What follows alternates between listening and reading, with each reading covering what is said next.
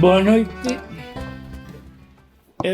Este é o primeiro lanzamento que se fai deste libriño e quero comezar por agradecer á libraría Cartabón non apenas a súa hospitalidade de nos ceder este local, sino que ademais, cando saiu o outro libro meu, o primeiro, que creo que hai un por aí, un moi gordo, fixérase un lanzamento en Foz, en 2012, na Feira do Libro. E resulta que na libraría Cartabón viñeran falar comigo porque non tiñan libros, porque o consorcio non lle servira libros, o consorcio do libro. Que pasara? Pasara que daquela foi cando se foran ao tacho a nosa terra, coas edicións a nosa terra, que o consorcio distribuía, entón o consorcio andaba todo recollendo os libros da nosa terra, que andaba por un lado e por outro, e non distribuiu ben os libros. E a xente de Cartabón, que estaba moito interesada, serviuse de libros que tiña eu, libros que me deran a min e que eu lle levei para que les pudesen vender o meu libro. Entón, estoulles ben agradecido xa por iso.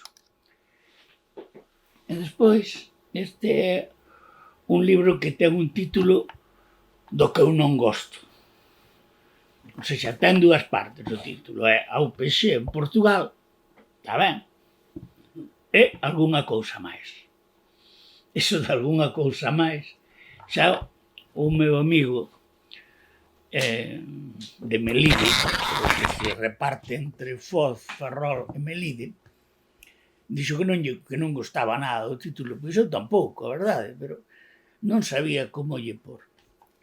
Para iso teño que explicar un pouquiño da historia disto. Isto, ampliado e tal, explico xa tamén no libro, pero en fin, xa o veredes con máis tal. Era o meu proxecto de investigación, a investigación que eu fixera comezara antes do ano, polos anos 2000, e en 2012 saíra ese libro gordo que hai por aí que se chama a relacións e política exterior, a política e a organización exterior da Unión do Pobo Galego 1964-1986. Pero o Pancho Pillado, que era o que levaba daquela lai o vento, non quería facer cousas en 2 tomos. Parecíalle que era demais, e o libro era bastante gordo, como xa podedes ver, é un libro que ten 750 páxinas e que pesa 1,4 kg. En fin, queda algún aínda por aí. Pero entón, eu que fixe para non pasarme a que tivesen que ser 2, quiteille cousas. E que lle quitei? Pois quiteille toda a parte importante de Portugal que está moi maltratada nese libro. Está tratado un pouco de xeito cando falo das relacións entre ETA, a UPC e o PESAN provisorio, que tiñamos unha especie de alianza e fixéramos algúns comicios conxuntos en Portugal. Entón, por iso falo aí un pouquiño de Portugal, pero moi pouco. Pero despois, iso ocupa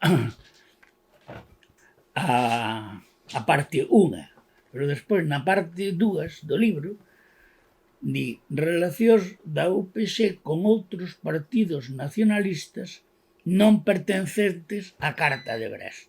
Os que pertencían á Carta de Brest sí que foron tratados aí.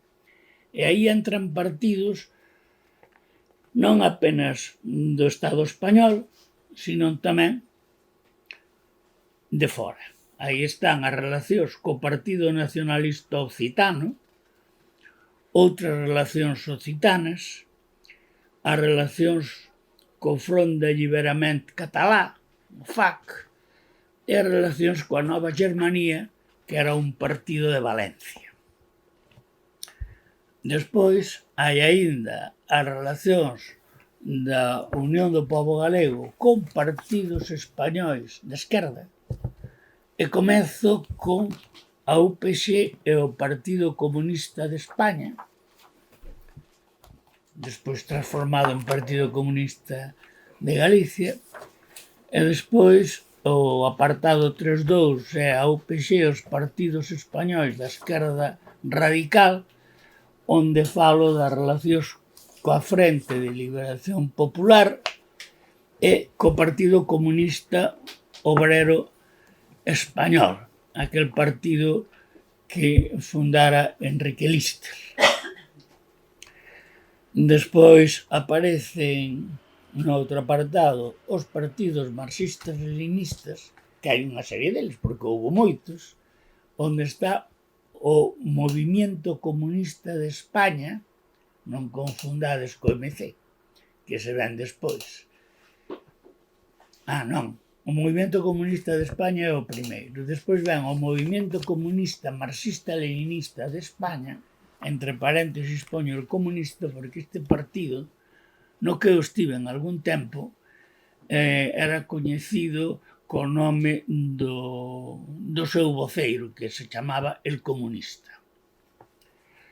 Despois o clásico, máis coñecido, Partido Comunista de España, marxista-leninista, e a súa filla, a Frente Revolucionario Antifascista e Patriota, a FRAP, do que non hai moito tivemos que lembrar a dous vigueses asasinados, Xosé Humberto Baena e Ramón García Sanz,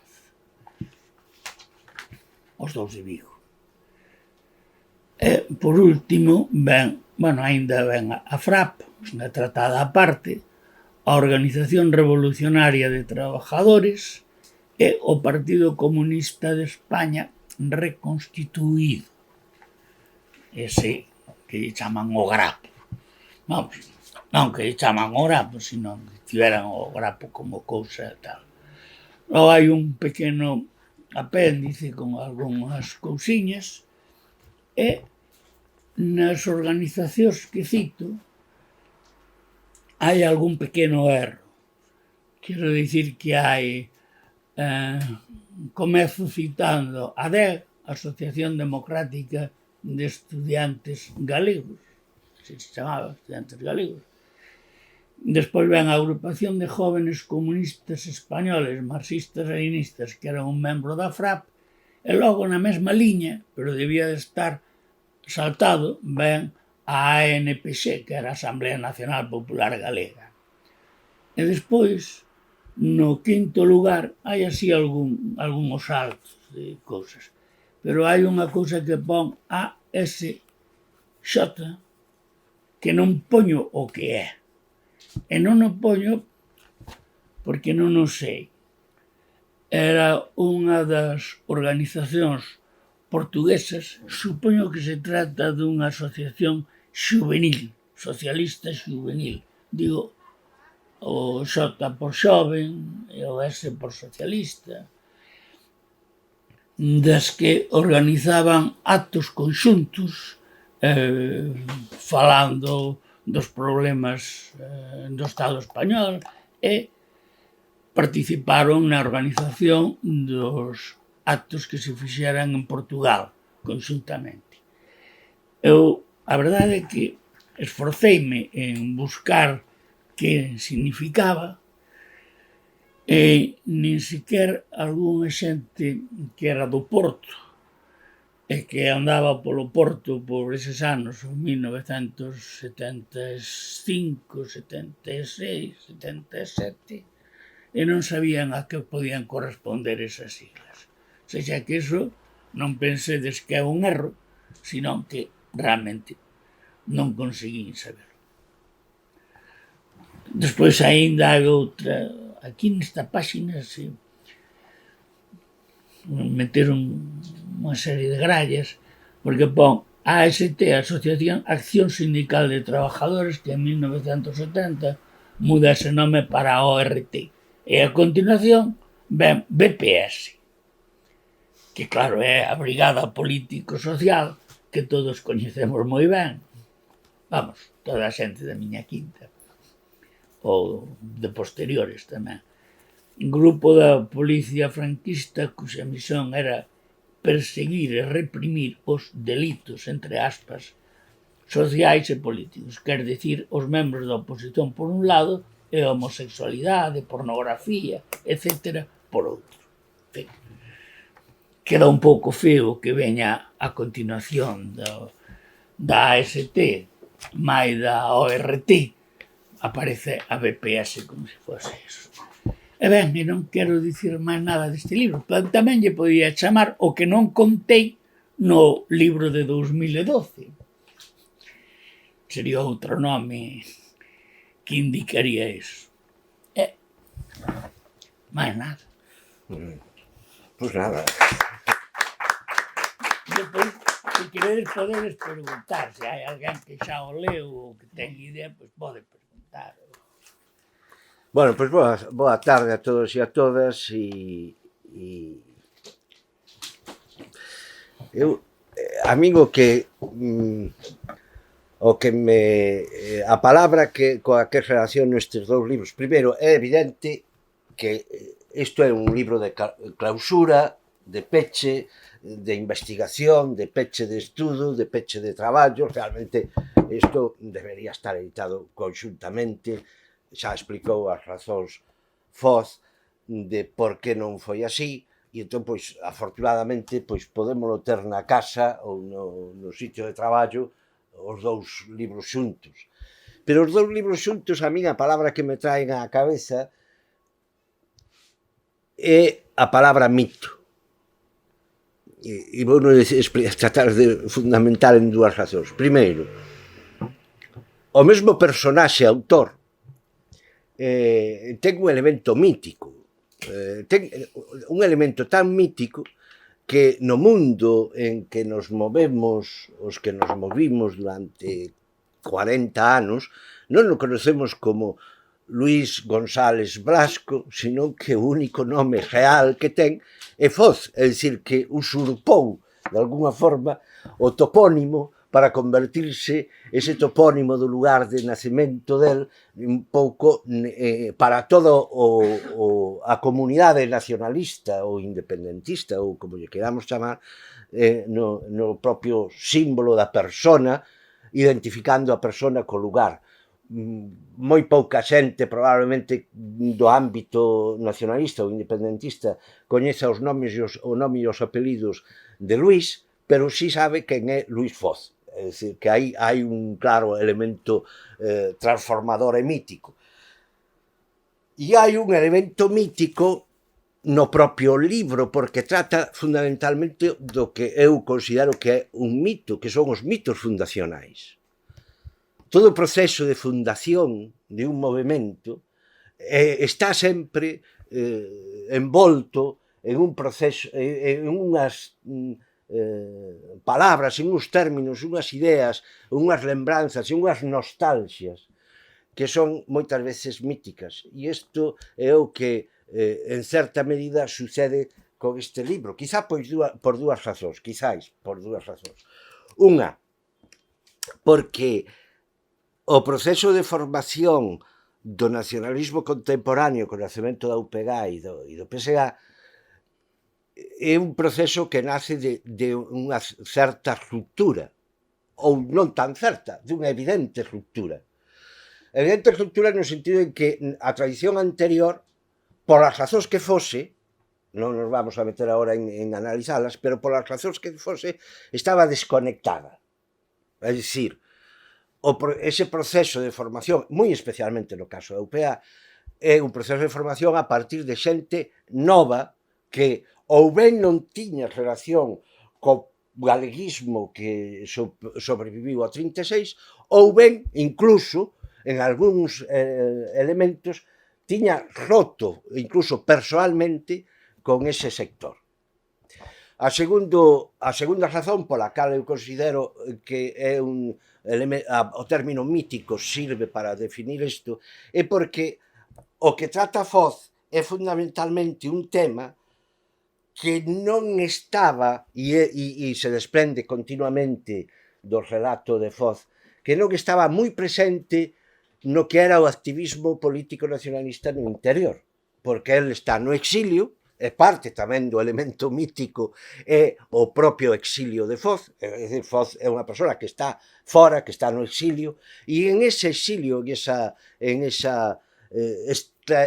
exterior, nese mundo exterior en que el vive en París ou en que vive Carlos Díaz en Xenebra, eles están en ese mundo elaborando toda unha gran cantidad de documentación, establecendo unha gran cantidad de relacións de carácter político, de contactos, que no interior se vivían probablemente como algo que pasaba alá en aquel sitio en donde podían facer manifestacións tranquilamente, podían ir con faixas e repartir panfletos, escribir documentos, reunirse con tal e con cual outro. É dicir, que era un elemento externo. Eu creo que esa disociación, polo menos na lectura dos dous libros, pero moi especialmente no do ano 12, percíbese, é dicir, que Foz está nos relatando algo que el sabe que aquí non lle facían como moito caso, ou non o suficiente, ou que non lle facían, non lle prestaban a atención debida a algúns elementos que, vistos desde hoxe, nos poden parecer fundamentais para interpretar os procesos que vai dende o ano 70 ou 70 e tantos para adiante. É dicir, que parecía no interior que non tiña demasiado relevo firmar a Carta de Brest.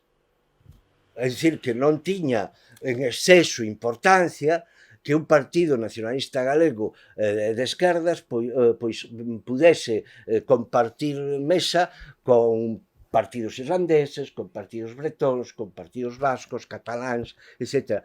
Non se consideraba iso fundamental, ou non se consideraba fundamental aquel documento que analiza polo miúdo, que é o documento de ETA, PSAMPE, o partido, as declaracións conxuntas de ETA, PSAMPE e UPG. Nese sentido, no que eu utilizo a palabra mito, porque é un pouco a circunstancia mítica dun proceso de fundación, e dun proceso de fundación que se estaba facendo fora, no exterior, tamén, porque hai que, agora que o temos aquí, que o temos documentado, hai que valorar moito ese traballo de difusión da existencia de organización política nacionalista entre en Francia, en Suiza ou en Venezuela, que se estuda en algún momento, etc. Eso me parece que é o marco global en que podemos achegarnos a estes dous libros. E despois, o que para min ten un valor fundamental, os dous libros, é que un traballo de investigación e de documentación que facilita enormemente o traballo a investigadores que veñan máis adiante, a estudosos do proceso político de Galicia dende os anos 60 ou o proceso de conformación do nacionalismo durante os anos 70, 80, hasta onde el chega, que é fundamentalmente non, é ata o ano 86. Entonces, realmente pode parecer en apariencia un libro escrupuloso en exceso, pode parecer un libro detallista hasta o máis mínimo detalle, pero a grandeza do libro está justamente neso, nesa reproducción de documentos, nesa puntualización constante, no contraste ou na contrastación de información oral e información documental, de buscar informacións diversas para contrapoñelas e poder achegarlle aos investigadores futuros ou aos actuais unha documentación, unha base documental profunda e seria dese proceso. Fundamentalmente, isto é o que a min máis me chamou a atención. Isto, e xunto tamén, xa remato, pero despois, se queremos falar... Sí. Non, eu vei dicir algo. Xunto tamén a esta listaxe que, sí, que ao final a descolocaron aí un pouco, Sí. que digamos que a gran capacidade de produción de siglas que ten a esquerda. É dicir, que é impensable a cantidade, a capacidade de invención de nomes e de agrupamentos que se produciron nestes anos. É como unha serpe que está constantemente dando voltas, reviravoltas, na maior parte dos casos, porque ademais son todos eles grupos autodefinidos ou definidos marxistas, de esquerda, é dicir que ideolóxicamente deberían estar moi próximos e, sin embargo, constantemente se están... é como a célula que se multiplica constantemente, se reagrupa, se volve a partir, etc. Isto é un pouco tamén a historia do nacionalismo e a historia da esquerda en Galicia, esa constante, ele o exemplifica, antes o leu, o citou, con esta última parte, onde se centra xa nas relacións cos partidos, sobre todo cos partidos políticos da esquerda española, ou da esquerda portuguesa, pero especialmente da esquerda española, que probablemente sean aqueles cos que nós tuvemos máis contacto, máis relación individualmente, como personas, por actividade.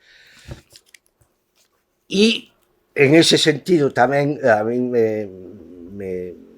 me gustaría sinalar que o Foz, que foi sempre un home que, de alguna forma, tamén participou neses ires e vires e reviravoltas das siglas e da organización, foi sempre, e iso creo eu que é o que ten valor nas persoas, e por iso eu aprecio moito a Foz e respeto moitísimo a súa trayectoria, que el sempre, en todo ese proceso longo, porque, a ver, Foz estaba, non sei, non estarías nos fundadores, pero entre os primeiros Brais Pinto estabas.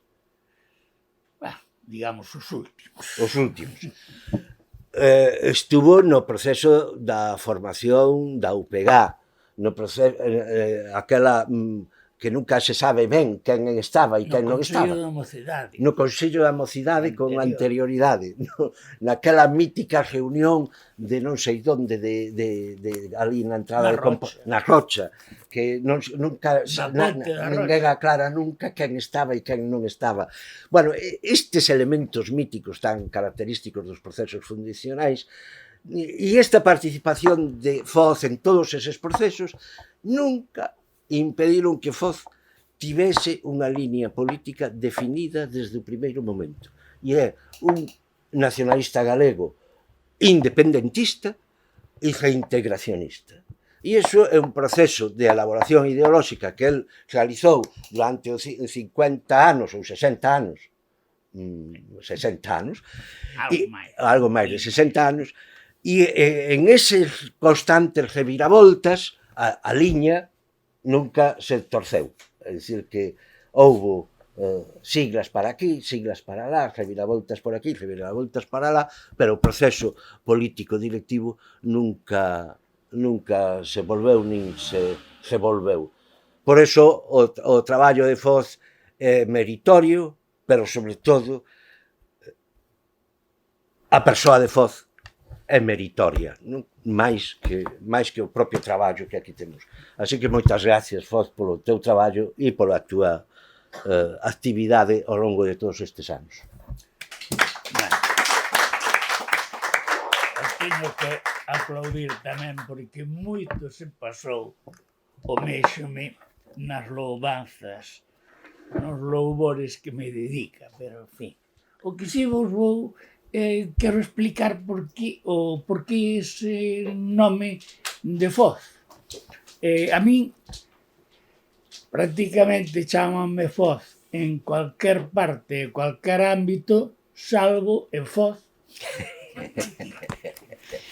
onde son o fillo do veterinario ou o irmão do vikingo, que é o meu irmão máis novo, e no ámbito familiar, onde son Luís, claro, apenas. Eu, podese dicir xa, dixo o Carlos, que me incorporo ao mundo galeguista máis ou menos organizado en Madrid, coa xente de Brais Pinto. Isto é un proceso tamén curioso, porque eu coñecera en Foz, porque pasaba ali os braos a unha escritora, Marina Maioral, coñecidas de vos, que me falara de que en Madrid existía ese grupo, o grupo Brais Pinto. Entón, eu, cando vou a Madrid, póñome en contacto con eles e chego, digamos, un pouco ao final, porque o último libro que editou Brais Pinto na súa primeira época é o libro de Alexandre Cribeiro, Acoitelado na espera. Ben, pois, cando eu chego, ese libro acababa de saír do prelo,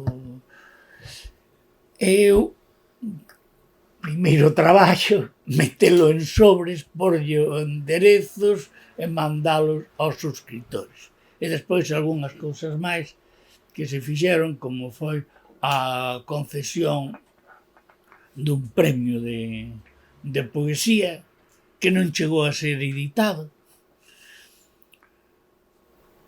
En fin. Pero vamos, a min esta xente en Madrid non me chamaba Foz, senón que me chamaba o rapaz, porque era o máis novo.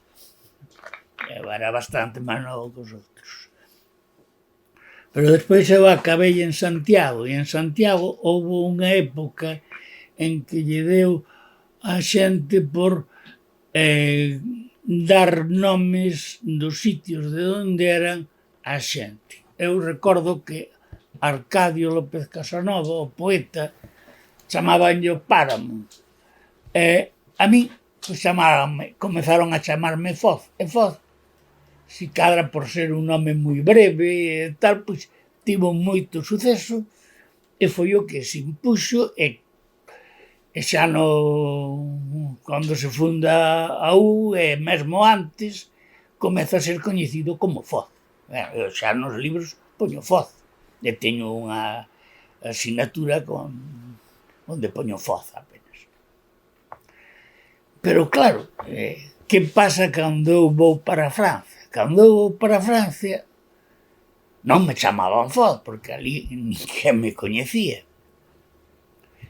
Sin embargo, apareceu algunha xente que ia de aquí nas ferias, no Brao, ia por París, onde o mellor pois, establecían contacto comigo, que traballaba daquela en Radio Ibérico, traballei algúns anos en Radio Ibérico, onde eu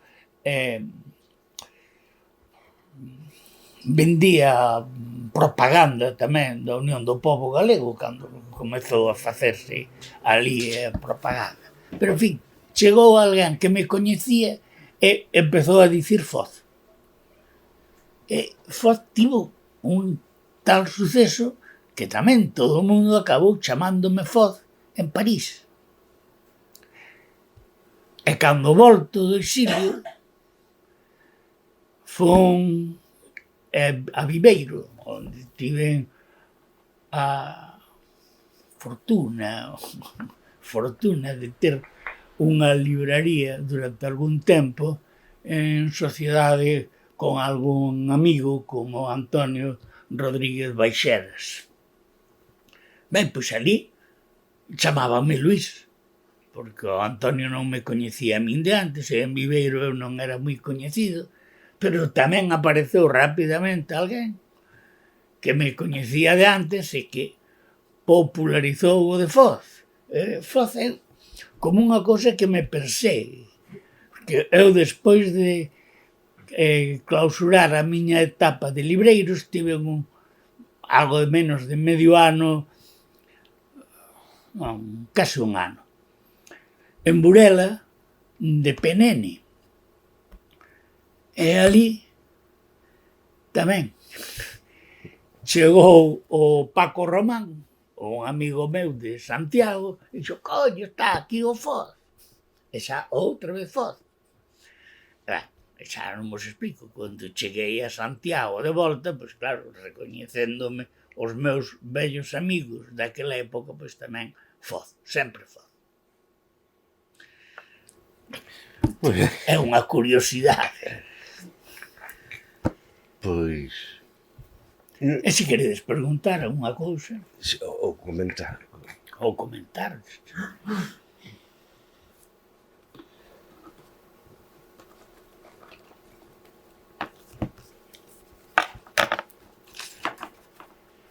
Non, como se falou aquí da xente que estivo no merendeiro da Rocha o 25 de xullo de 1964, claro, o problema é que ás veces a memoria non nos funciona ben, pero quen se encargou de buscar aquel local, que era o merendeiro que tiña unha parte traseira onde se xogaba a chave e había mesas por ali, fun eu. Fun eu porque eu vivía en Santiago. E a xente que asistiu, eu podo darvos como seguros os seguintes. Estaba eu, estaba Xosé Antonio Arxona e Natalia Gómez, a súa compañeira, estaba Luís Soto e a súa secretaria, estaba Xosé Luís Méndez Ferrín, estaba Celso Emilio Ferreiro e despois hai algunhas persoas que están dudosas porque para min que estaba Bautista, pero Bautista di que non, Bautista di que non pudera ir. Claro, igual eu confundo con algunhas outras reunións que houbera. Eu penso que estaba tamén María Xosé Queizán, pero tamén María Xosé Queizán di que ela non fora. Non fora porque a súa primeira filla, Cristal, era moi pequena aínda, se cada foi por eso, e eu equivócome, como había moitas veces máis deso, pero, en fin, había outros socios fundadores tamén, aínda que non estivesen na Rocha.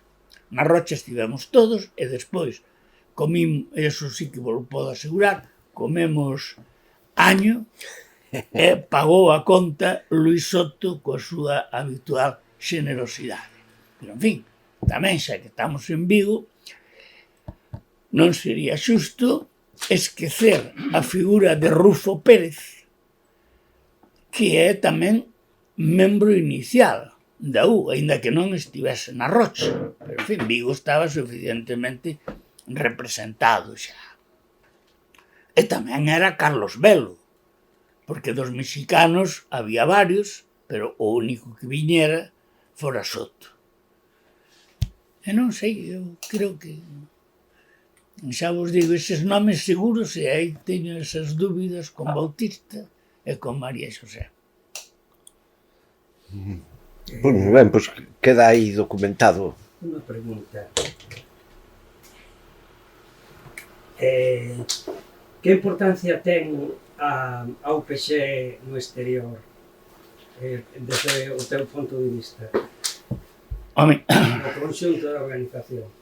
para min ten moita importancia algunhas organizacións. por exemplo, a Organización Mexicana, onde estaba Soto e Carlos Velo e a Luisa Viqueira e máis xente que foron os que editaron os 2 primeiros números de Terra e Tempo, feitos en papel Biblia e que despois mandaron para aquí.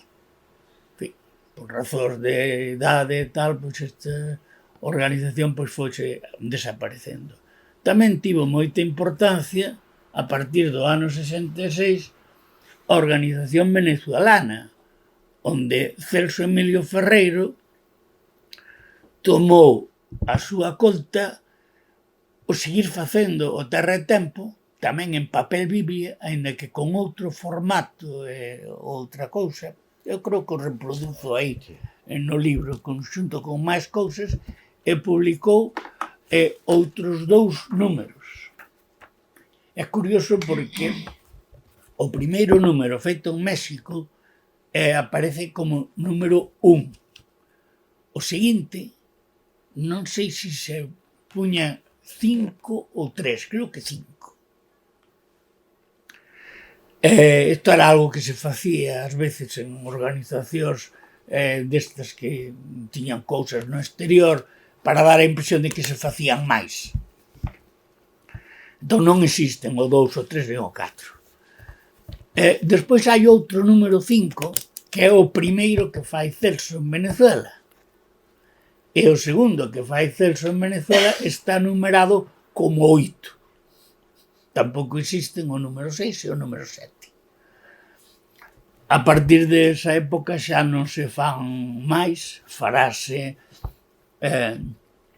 no interior e despois no primeiro sitio que comezamos a reproducilo en Europa foi en París. En París editamos varios números e despois pasaron a editalo en Xenebra, cando se fundou a organización ali. De Xenebra, de Suiza, mandábanse moitas cousas, e, bueno, de París tamén, porque unha das cousas, Deus, eso lembrará o Benchois, eran sedas para facer vietnamitas. As famosas vietnamitas tiñan unha seda que aquí non se podía comprar e que eu mandaba ao primeiro de París e despois xa mandaban de Suiza, porque os de Suiza tiñan unha situación moito mellor que a nosa, porque eran emigrantes que viñan de ferias a Galicia e entón podían traer moitas cousas. En fin, editouse moita cousa fora. Até un libriño pequeno, negro, que debe estar reproducido por aí.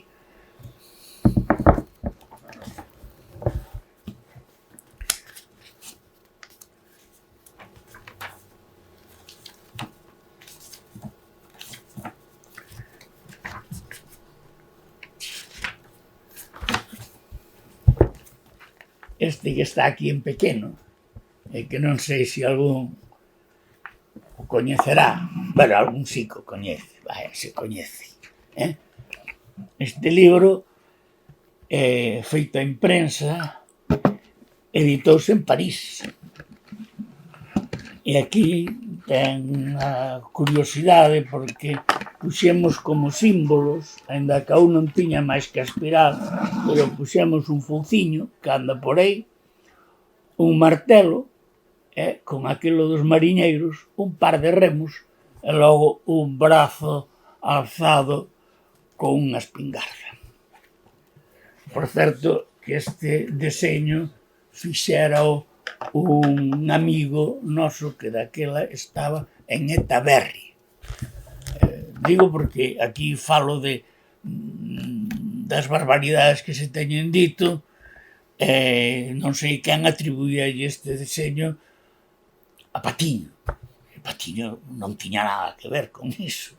Claro, Patiño era membro fundador. Patiño tamén estaba na Rocha. Esquecía. Patiño podía facelo perfectamente, pero non o fixo el porque ademais non estaba aí. En ese libro publicouse tamén a versión da Internacional traducida directamente do francés por Enrique Arguindey e que é a que actualmente se canta na Galiza, con unha pequena diferencia que nós puñamos a traducción do francés il n'est pas de sauveur suprême, ni Dieu, ni César, ni Trébin. Nos traducir a Arguindey: non hai salvadores supremos, nin rei, nin tribuno, nin Dios. E faláramos daquelo de Dios e dicíamos, éramos conscientes de que Dios non era unha palabra galega, pero non encontramos ninguén, porque isto consultáramos a min Quique, non encontrábamos unha rima posible para Deus. Entón metimos ese castellanismo que agora eliminaron, pero agora perdeuse a rima que había no anterior. E outra cousa, non me quero adiantar o libro, se que está explicando no libro, mas que desde cando está presente a UPX en Portugal? Foi a partir do 74 ou foi antes? Foi a partir do 74, sí. Non, do 75.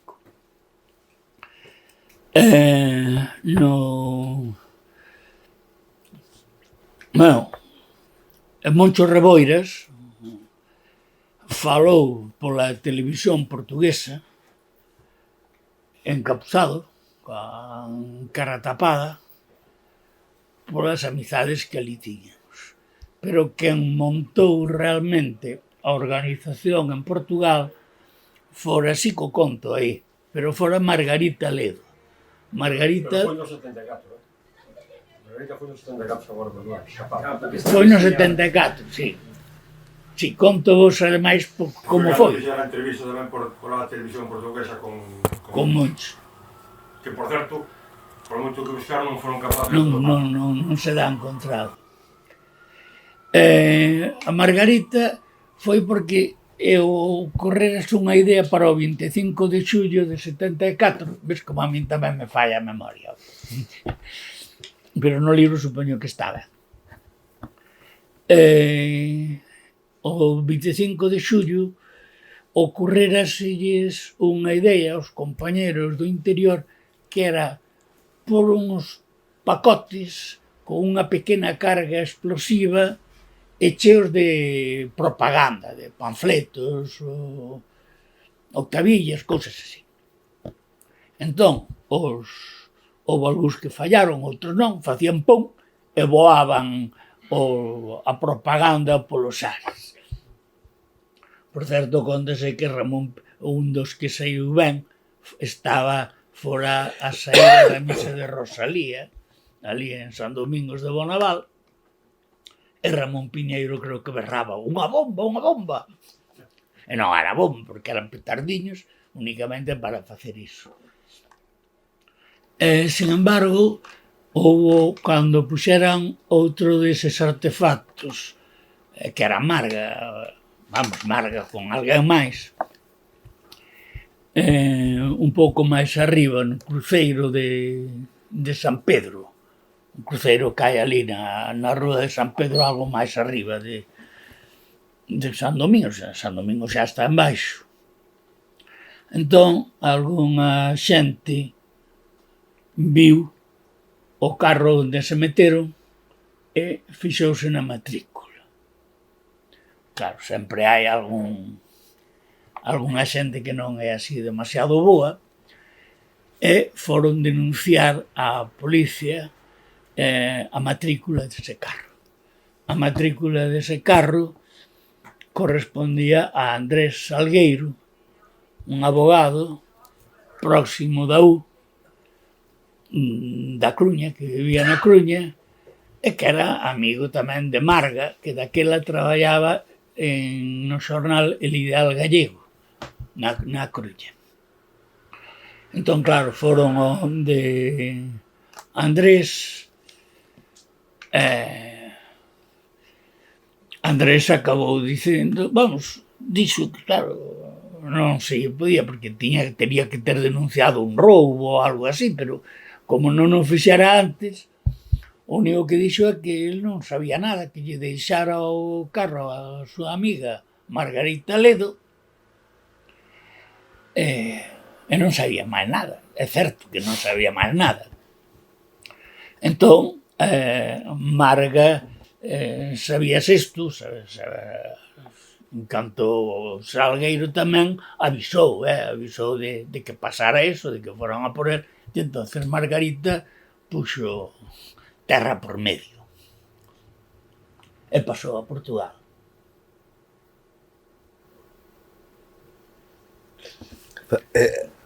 Xa que estades aquí, fálalo, coméntalo no libro, a primeira entrada da UPG ou de obreiros directamente na UPG no 72 procede basicamente de dous sectores, non?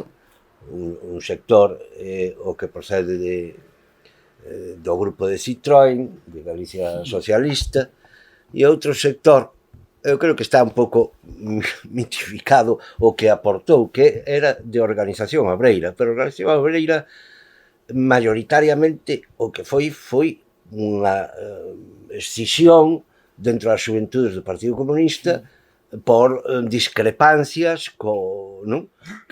É así, que peso ten Galicia Socialista, que peso ten a organización obreira no proceso de achegamento á UPG de sectores obreiros no 72? Sí, ten a súa importancia, porque, por exemplo, en organización obreira estaba Moncho de Barreras, si non me engano, isto xa debe saber o mellor. Non era do PA, Por iso, era da organización obreira. Organización obreira... Fundamentalmente, os obreiros que entraron na UPG foi a través de Citroën, e logo Eses eran de Galicia que Socialista. estaban ao redor de Reboiras, ou eran Chaves, ou eran outros galeguistas, daquela non eran nacionalistas, chamábanse galeguistas, e aí foi, quizei, a primeira incorporación obreira que tuvo a UPG. Pero Chávez estaba na organización obreira tamén, Chávez proviña da Sí, xa organización sei de algo, pero digo que era unha parte que tamén que era da organización obreira, Sí. e xunto con Reboiras, que eran galeguistas, foron os Sí, sí. primeiros que se incorporaron despois ao UPG. Claro que estaba na organización obreira, sí. Que despois dou lugar todo eso ao PCR, con outra parte da organización marxista de España. cos Abelardo Collazos, con Hierro Chobón, e todo eso. O grupo máis radicalizado. Hai... Estaba primeiro hai a organización marxista-leninista, non sei se era de Galicia ou galega, onde houbo unha pequena parte que foi para non sei quen exactamente, e os outros integráronse coa OMLE, Organización Marxista-Leninista Española, para faceren o PCR, o Partido Comunista de España reconstituído. Pero, en fin, pódese dicir que había fontes importantes, pois tres: Galicia Socialista, Organización Obreira e a U, con xente como Moncho, que Moncho xa comeza na U. Estaba en Barreras daquela, traballando en Barreras.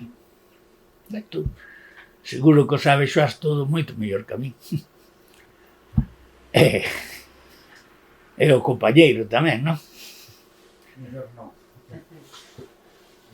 Porque tamén estabas por aquí. Sí, pero desas cousas... Mira, eu... Aí neso sí, porque decía Meixan, estou de acordo con o mítico Foz. Eu daquela non, 70 e tanto, estaba no UPG nos 70 e poucos, que despois fomos expulsados con Montes e compañía, pouco despois, e Foz era un personaje mítico. Xa en Barcelona, cando foron a firmar a carta de Brest e tal, que estaba en Barcelona por as épocas, está Foz por París e tal. Eu nunca te vira, en persona hasta hoxe. Hostia, O sea, todos os mitos existen. coño, Ahora me acabo de dar darvos cuenta. un abrazo. Acabo de darme conta ahora que os mitos existen. E coñeciche ali en Barcelona o aviador, a Xerardo Rodríguez Arias. No, en Barcelona conocen a Margarita e a Xosé Lois, o de Monforte, estaba unha puta cabra, unha puta regadera. Poeta, que ahora é poeta e historiador. García, Xosé Lois García. Estábamos ali nunha célula que montáramos, que por certo que tuviéramos un traballo importante que nos metéramos na Asociación de Amigos das Nacións Unidas, que foron no local onde se encerraran toda aquela xente de Montserrat e todo o tinglado, e montáramos un departamento de cultura galega que fixe moitas cousas, levamos a Barcelona a la hostia de xente de...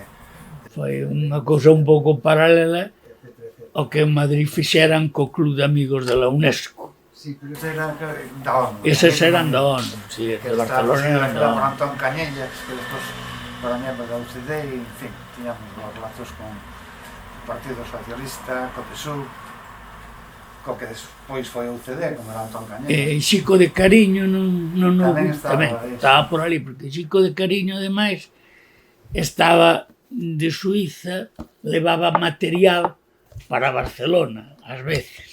Sí, ou co de para Cariño, por aí Fronteira. non estaba regularmente, non vivía ali, non vivíamos no... Que estaba en Suiza, pero ia a Barcelona. E estaba nunha situación complicada, porque estaba expulsado de Francia. Estaba Geino Guerol tamén naquelas épocas, cantante. Margarita estuvera, despois xa marchara, porque antes a señora pa aquí. Despois quedara así de responsable un pouco, pois, Xosé Lois García, né?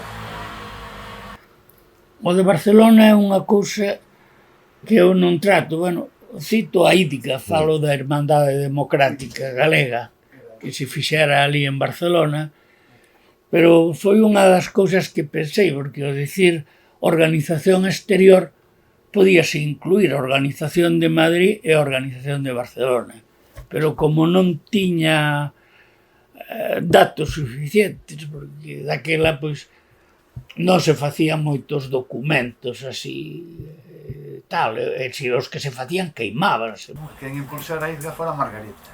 E despois seguira con Xosé Lois, despois tiñamos... E daqui en Barcelona tiñamos igual tanta xente obreira como aquí. Tiñamos xente da SEA, de Motor Ibérica, etc. Bastante xente.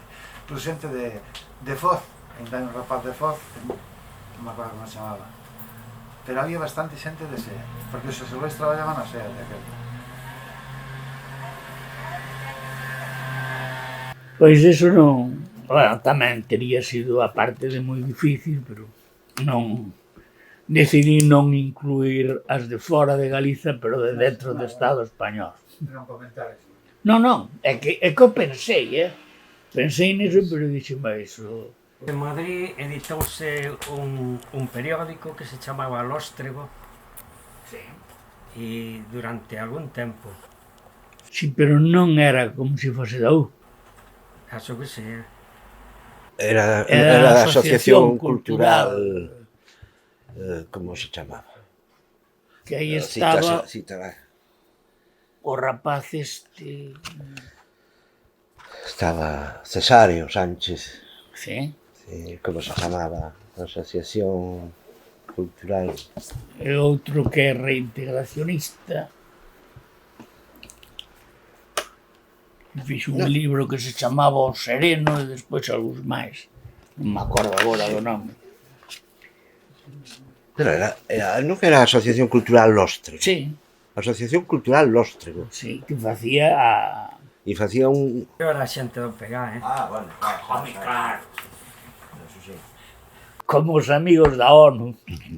Vamos, o Departamento de Cultura Galega. E o Departamento de Madrid tamén. Mira, hai algún libro de historia de Galicia, Galicia reciente, que conte todos os partidos políticos e as personaxes que fixeron algo por Galicia, ven en Galicia, ven en Francia. Hai algún libro que conte todo isto? Porque O sea, eu me vou enterando de nomes un pouco nunha conferencia, outro pouco noutra, outro pouco lendo un libro, pero me gustaría ter todo reunido. Porque Sería o equivalente a un libro que saiu en 1977 de Nacho Taibo e Manolo Rivas. Paréceme que eran os coautores daquilo que se chamaba... Sí. Exactamente. Pero claro, aquilo quedou moi atrás, pero aínda se pode consultar con certo interese. Despois hai cousiñas soltas por aí, pero é que non sei, mira, eu levei unha sorpresa desagradável hai pouco tempo, hai un par de meses, cando nunha revista que se chama Tempo Exterior, que anda por aí o Luis Ríos, e creo que se edita en Vigo, hai un artigo que fala das relacións internacionais da Unión do Pobo Galego desde 1964, pois, até o final. O de antes.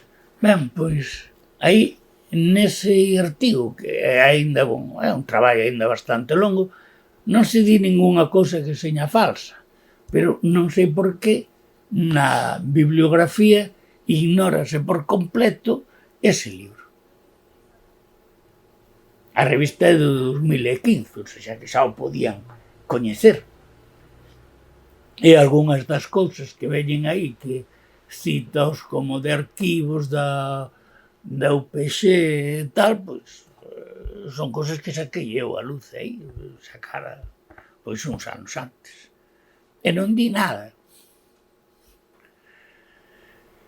E logo, pois sí, hai algúns libriños por aí que contan así cousas, está ou hai unha historia en que vai ata a fundación do Bloco Nacionalista Galego de Fernández Vaz, que creo que agora sacou un libro ou está a punto de sacalo, xa o sacou, non? Unha historia do Bloco.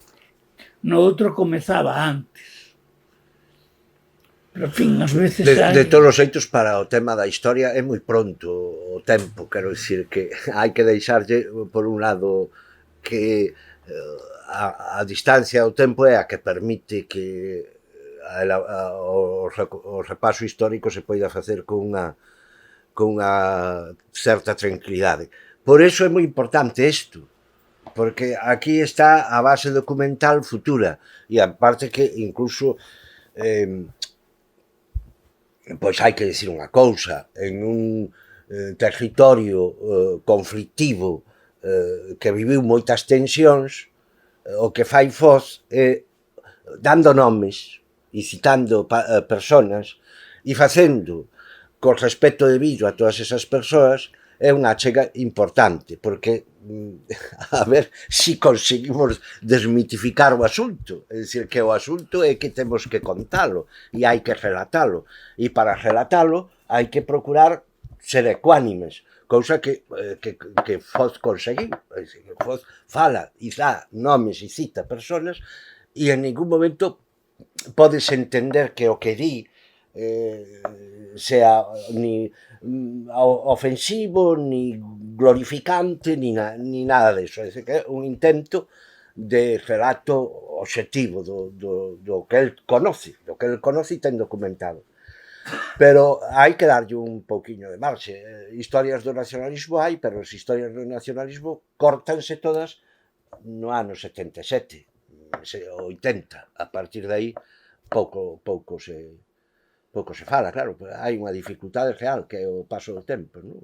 A marxe, a distancia temporal para os traballos de historia son necesarias, non? E a ecuanimidade tamén, porque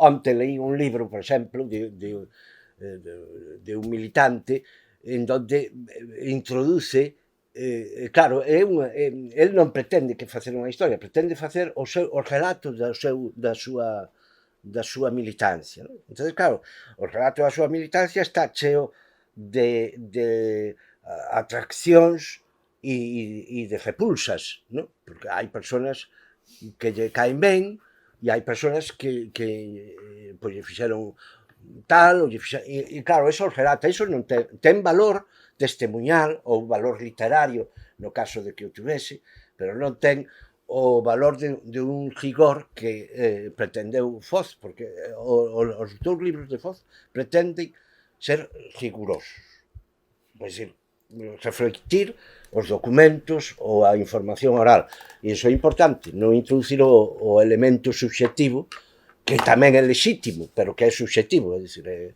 absolutamente personal. Entón, empeza a haber certas bueno, ou libros de historia como que citas agora, o de Fernández Vaz, que claro, eu escoiteille a Fernández Vaz decir sobre o libro da historia do BNA todo o que aquí está, as palabras creo que foron as seguintes, todo aquí, o que aquí está foi, pero non está todo o que foi. Claro, iso desde o punto de vista da historia é unha xeografía do partido ou da persoa, en este caso dun partido. É dicir, el conta, fai unha glorificación dos últimos 40 anos do BNG, pero el mismo se dá conta de que eso é contar parte da verdade e entonces argumenta de que ali non está todo o que pasou. Entonces, como historia ten pouco valor, pode terlo como documento propagandístico do partido, pode estar mellor ou peor feito. Estaba mirando efectivamente aquí conto de Marga e conto que foi 25 de xullo de 74, como tú ben dicías, que a min equivoqueime aí o dicer. Eu sei que a U anda a preparar ou quería preparar unha historia de si mesma, o cal é sempre un pouco conflictivo, porque claro, pode pecar da xeografía. Que vai pecarse.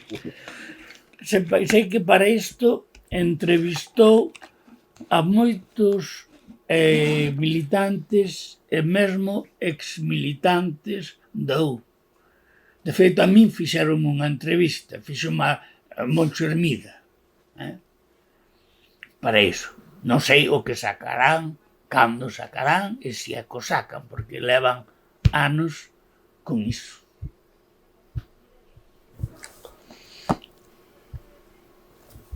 Bueno, ainda que non podemos decir, bueno, pois teño un libro que é historia, pero al menos ter un libro que poidas decir, bueno, nos anos 80 e nos 90 que grupos había en Galicia movíndose por aí, ou grupos que loitaban por Galicia en Francia ou en Madrid, sabes, que teñas algo para poder falar con un pouco de rigor, porque unha vez me dixeron, bueno, que a historia reciente de España, por exemplo, se queres, vas e búscala nos periódicos. Dijo, moi ben, es que quero saber o de Aznar e teño que revisar non sei cantos periódicos.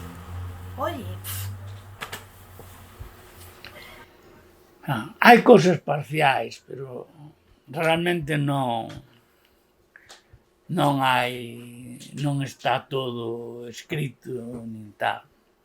Eu fixen outro traballo historiográfico que saíra nun libro colectivo que estivera Domingos Amigo, fora o coordenador, que era para unha Galicia independente, onde, pero sempre me movo dentro do marco do nacionalismo, porque ese traballo chamábase desde a cisión da UPG en 1976 a cisión da Frente Popular Galega en 1980 e non sei cantos. Antón, isto sabes tú. 88, exactamente. A Frente Popular Galega. Foi cando rompeu. No, cando se fundou. Cando se fundou. Foi no 1900, no maio de 1988. Pero despois continuou e houbo unha cisión aí que foi a que deu lugar á AP, a Asamblea do Pobo Unido. Apu provén de Galiza Ceide os restos de grupos independentistas de Ferrol, da Coruña, de Santiago, e constituyese Apu un pouco para contrarrestar o peso da Frente Popular Galega. Pero é que na frente estábamos todos inicialmente. Pero inicialmente a frente viña do PCLN e antes viña do 22 de marzo. Sí, pero deses grupos que citabas tú, porque eu viví en todo ese proceso, Pero foi como, no 88, como Galiza Ceide. No 88, cando se constituye a Frente Popular Galega. Públicamente e con todos. E a cisión cando se produce no 90, Pero é que cando se crea APU. Apu foi ao cabo dun ano prácticamente, no 89. No 89, que duro, é que aí paro eu ese traballo. E Apu termina no 95, 94, 95. Que ese traballo, aparte non sei se se encontrará o libro por aí, pero se non está en internet, que buscades en internet aí aparece.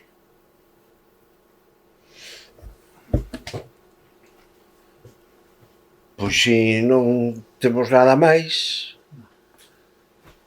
damos os parabéns ao traballo. A ver. Pois nada, que sigades escribindo porque necesitamos libros. pidas máis. Como? Perdone, pero vostede é un home novo. Con 81 anos. A reina de Inglaterra morreu con 96 e hasta o pé do cañón. Usted Era ainda é moito novo. peor. Así que ainda pode escribir bastante. Moi ben, pois nada. Gracias, vos. E